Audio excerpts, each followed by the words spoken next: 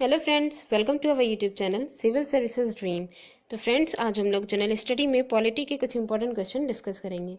तो आइए इसी के साथ आज की वीडियो स्टार्ट करते हैं। आज का फर्स्ट क्वेश्चन है, भारत के उपराष्ट्रपति को कौन निकाल सकता है?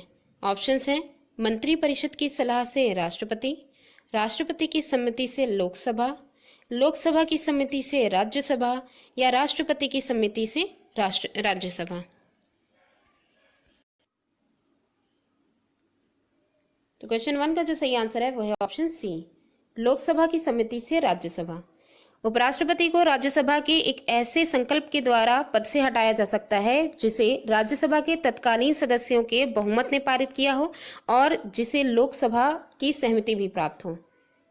ठीक है, तो क्वेश्चन 1 का जो सही आंसर है वो है ऑप्शन सी। नेक्स्ट क्वेश्चन है क्वेश्चन नंबर 2। क्वेश्चन 2 में है, भारत के नियंत्रक तथा महालेखा परीक्षक की नियुक्ति कौन करता है? ऑप्शंस हैं लोकसभा, प्रधानमंत्री, राष्ट्रपति या फिर वित्त मंत्री।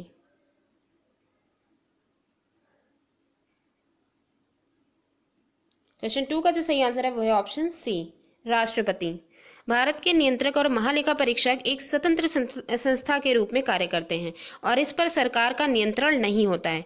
भारत के जो नियंत्रण और जो है महालेखा परीक्षक हैं उनकी नियुक्ति राष्ट्रपति के द्वारा दी जाती है, जो कि क्वेश्चन में जो पूछा गया है तो उसका सही आंसर है राष्ट्रपति। नियंत्रक एवं महालेखा परीक्षक जो होते हैं वो भारतीय लेखा परीक्षा और लेखा सेवा का भी मुखिया होता है। ठीक है, वर्तमान समय में जो भारत के महालेखा परीक्षक हैं वो हैं वर्तमान समय के वो हैं गिरीश चंद्र मुर्मू। ठीक है, ये वर्तमान समय में भारत के महालेखा परीक्षक हैं।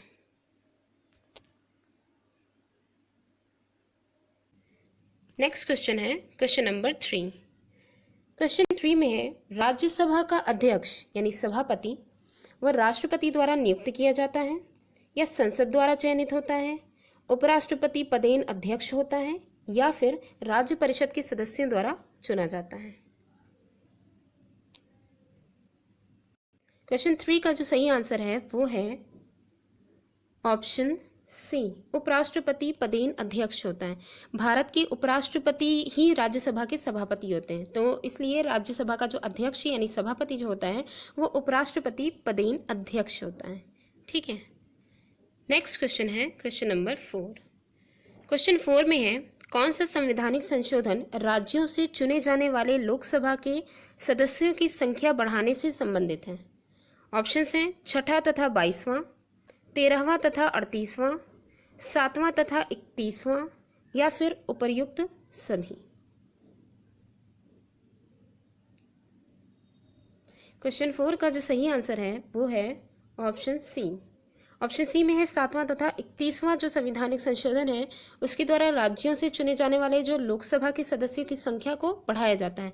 देखिए होता क्या है, जो 7वां संविधान संशोधन है इसमें मतदान की जो आयु है, ठीक है, उसमें पहले 21 वर्ष थी और उसे घटा करके अब 18 वर्ष कर दी गई, यानी कि मतदान डालने वाले लोगों की संख्या को बढ़ा दिया गया है 7वें संशोधन के द्वारा। और 31वां जो संशोधन है उसके द्वारा ये जो संशोधन होता है इसमें लोकसभा की सीटें 525 से बढ़ा करके 545 कर दी गई थी। ठीक है, तो इसलिए जो क्वेश्चन 4 का सही आंसर है वो है ऑप्शन सी, यानी 7वां तथा 31वां जो संविधान संशोधन है उसके द्वारा राज्यों से चुने जाने वाले जो लोकसभा के सदस्यों की संख्या है उनको बढ़ाया जा सकता है। ठीक है, नेक्स्ट क्वेश्चन है क्वेश्चन नंबर 5। क्वेश्चन 5 में है, लोकसभा की बैठक किस प्रकार समाप्त की जाती है? ऑप्शंस हैं विघटन द्वारा, सत्रावसान द्वारा, स्थगन द्वारा या फिर इनमें से सभी के द्वारा।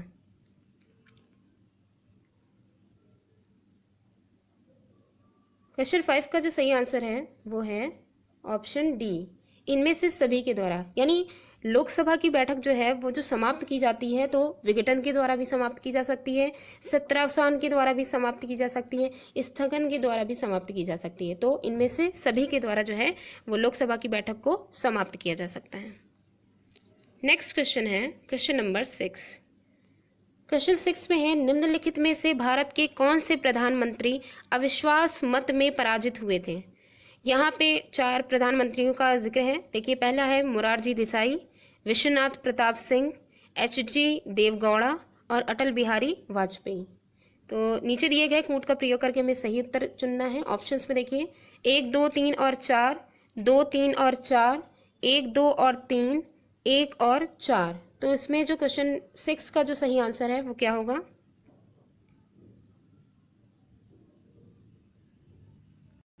क्वेश्चन 6 का जो सही आंसर है वो है ऑप्शन बी, 2 3 और 4।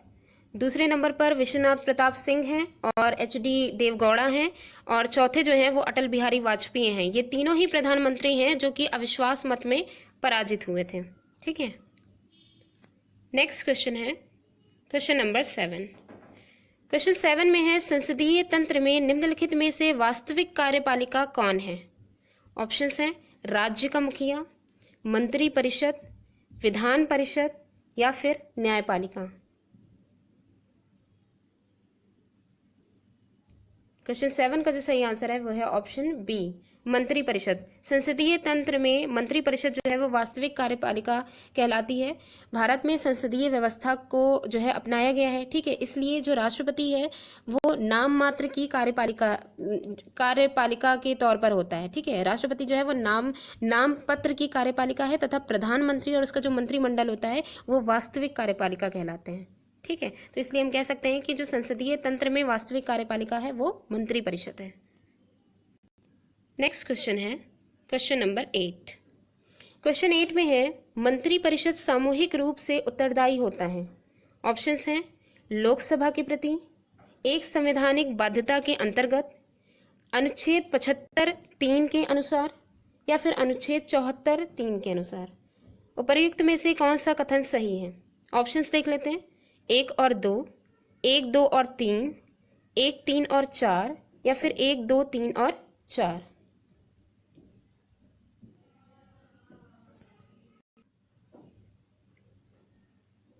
तो क्वेश्चन 8 का जो सही आंसर है वो है ऑप्शन बी, 1 2 और 3। यानी कि पहले नंबर पे लोकसभा के प्रति है, और दूसरा एक संवैधानिक बाध्यता के अंतर्गत, तीसरा है अनुच्छेद 75(3) के अनुसार। तो आइए देखते हैं कैसे। अनुच्छेद 75(3) के अनुसार मंत्रिपरिषद लोकसभा के प्रति सामूहिक रूप से उत्तरदायी होती है। ठीक है, लोकसभा के प्रति सामूहिक रूप से ये उत्तरदायी होती है, और मंत्रिमंडल की ये एक संवैधानिक बाध्यता है कि विधानमंडल के निर्वाचित जो है वो सदन का विश्वास खोते ही, अगर सदन जो है वो उसका विश्वास खो देते हैं तो वो खोते ही शीघ्र ही अपना पद त्याग देंगे। ये सामूहिक उत्तरदायित्व लोकसभा के प्रति मतलब कि ये चीज़ है, चाहे वो मंत्री जो है राज्यसभा से भी हों। ठीक है, तो इस प्रकार जो क्वेश्चन 8 का सही आंसर है वो है हमारा ऑप्शन बी, 1 2 और 3। तो 1 2 और 3 में जो ऑप्शंस दिए गए हैं वो मंत्री परिषद सामूहिक रूप से उत्तरदायी होता है उसके लिए है। ठीक है, नेक्स्ट क्वेश्चन है क्वेश्चन नंबर 9। क्वेश्चन 9 में है निम्नलिखित में से किस पदाधिकारी को संसद के सदस्य नहीं होने पर भी उसे संबोधित करने का अधिकार है? ऑप्शंस हैं भारत के मुख्य निर्वाचन आयुक्त, भारत के मुख्य न्यायमूर्ति, अटॉर्नी जनरल ऑफ इंडिया या फिर solicitor general of India.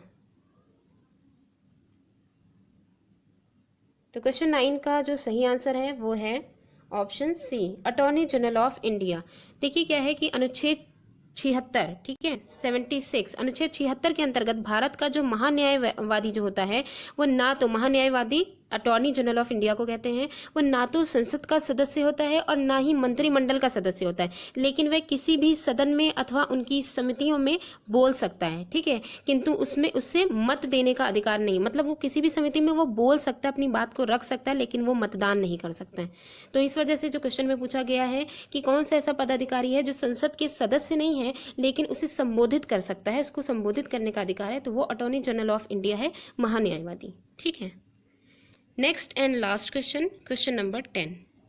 Question 10 में है भारत का सॉलिसिटर जनरल होता है एक प्रशासनिक अधिकारी, एक न्यायिक सलाहकार, प्रधानमंत्री का सलाहकार या फिर राष्ट्रपति को सलाह देने के लिए एक कानूनी अधिकारी।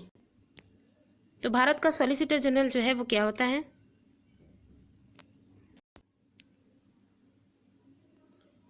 तो क्वेश्चन 10 का जो सही आंसर है वो है ऑप्शन ए, एक प्रशासनिक अधिकारी। भारत का जो सॉलिसिटर जनरल होता है वो एक प्रशासनिक अधिकारी होता है।